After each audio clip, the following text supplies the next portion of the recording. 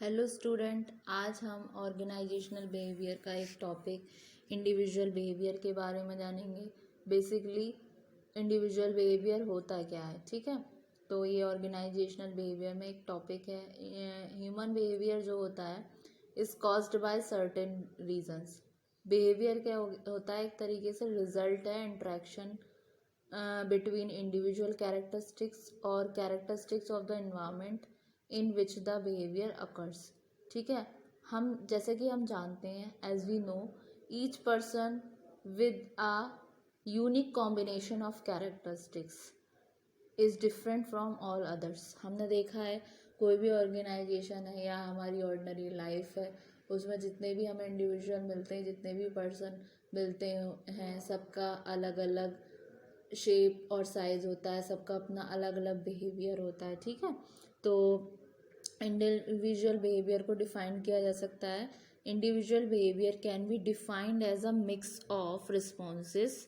इसको परिभाषित किया जा सकता है कि ये मिक्सचर है रिस्पॉन्सेस का to external and internal stimuli. Stimuli का क्या होता है, मतलब बूस्ट, प्रोत्साहन करना, एक्साइटमेंट एक तरीके से। It is the way a person react in different situation. जैसा कि मैंने बताया था कि एक तरीका है जो पर्सन का रिएक्शन देखता है डिफरेंट सिचुएशन में, और एंड द वे समवन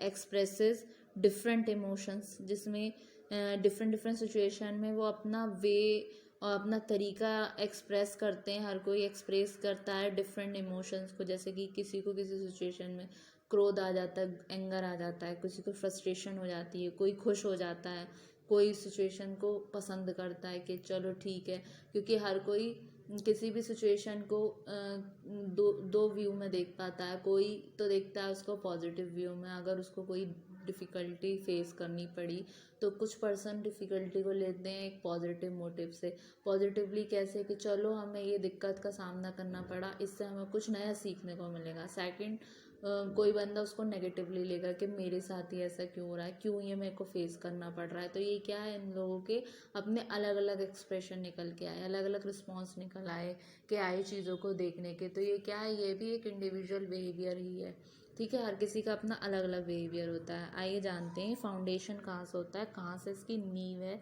ऐसे कौन कौन से फैक्टर्स हैं जो अफेक्ट करते हैं इंडिविजुअल बिहेवियर को। फर्स्ट में आते हैं आपके पर्सनल बायोग्राफिकल फैक्टर्स। इसमें क्या आ गया, आपका एज, आपकी उम्र भी आपके बिहेवियर को पे एक इम्पैक्ट डालती है, ठीक है। जैसे कि जैसे जैसे आप छोटे बच्चे होते हैं, छोटे बच्चे जब छोटे पे होते हैं तो दूसरों की कॉपी करते हैं, नकल करने लगते हैं। जैसे जैसा घर में कोई पर्सन काम कर रहा है उसकी कॉपी करेंगे।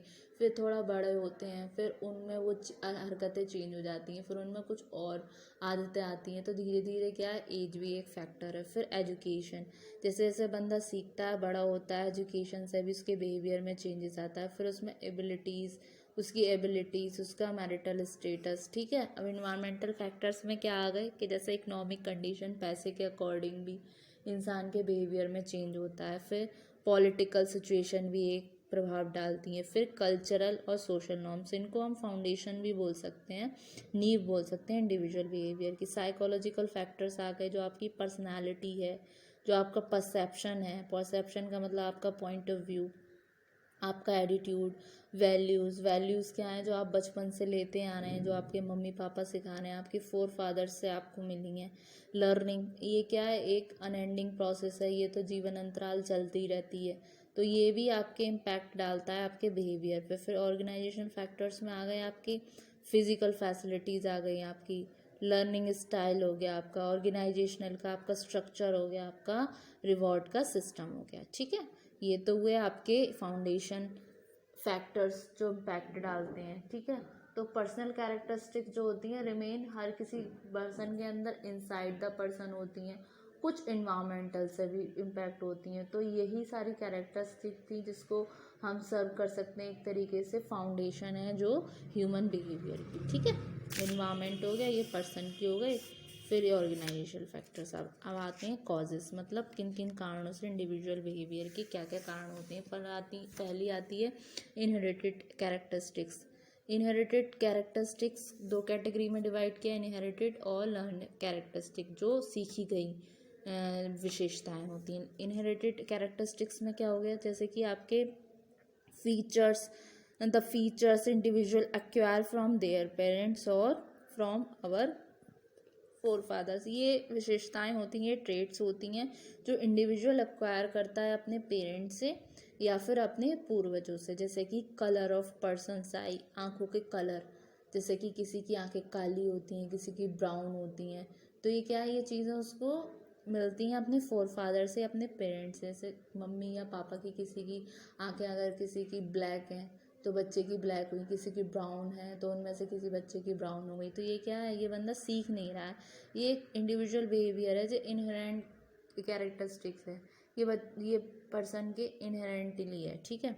फिर आती है शेप ऑफ द नोज़, नाक का शेप। फिर रिलीजन, रिलीजन क्या है, बच्चे का धर्म, किसी भी पर्सन का, वो जन्म से ही होता है। जैसे कि जन्म लिया उसने अगर हिंदू फैमिली में लिया तो हिंदू कहलाएगा, मुस्लिम फैमिली में जन्म लेगा तो मुस्लिम कहलाएगा, क्रिश्चियन में हुआ तो क्रिश्चियन होगा। तो ये सारी चीज़ें ही इनहेरेंट कैरेक्टरिस्टिक्स हैं, क्योंकि ये सारी चीज़ें क्या हैं, बचपन में जितनी भी हम ये होली बुक्स वगैरह पढ़ते हैं, जितनी भी मम्मी पापा हमें सिखाते हैं, तो बच्चों में वैल्यूज़ क्या है, कुछ तो बचपन से ही बढ़ने लगती हैं उसमें। वो उन्हीं चीज़ों को अडेप्ट करता है, उन्हीं चीज़ों का क्यार करता है जो उसके घर में होती हैं, जो उसको उसके फोर फादर से और उसके मम्मी पापा से मिली होती हैं, ठीक है।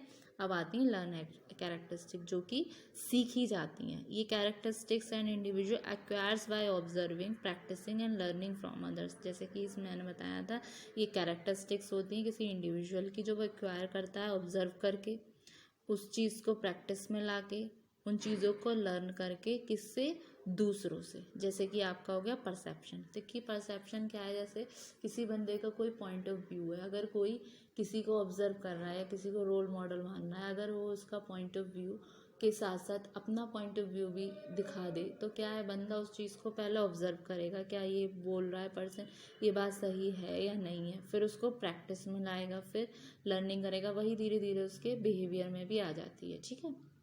वैल्यूज़, वैल्यूज़ जो हमें बचपन से सिखाई जाती हैं, मॉरल वैल्यूज़। पर्सनालिटी, जैसे कि पहले वैल्यू शेप हो रही हैं, पहले हम ले रहे हैं, फिर शेप हो रहे हैं, वो हमारे एटीट्यूड में आ रही हैं, एटीट्यूड में आएंगी, फिर वो हमारी पर्सनालिटी में आएंगी, पर्सनालिटी। फिर आगे आपका एटीट्यूड, एटीट्यूड क्या है, आपका चीज़ों को देखने का तरीका, आपका रवैया। तो ये सारा क्या हो गया, आपका एटीट्यूड, ठीक है।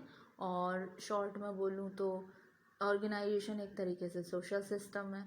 इंडिविजुअल में डिफरेंस भी होते हैं, तो इंडिविजुअल डिफरेंस को हम बोल सकते हैं उनके बिहेवियर में डिफरेंस, इंडिविजुअल के ओवर अ टाइम पे डिफरेंसेस उनके बिहेवियर में दूसरे इंडिविजुअल से।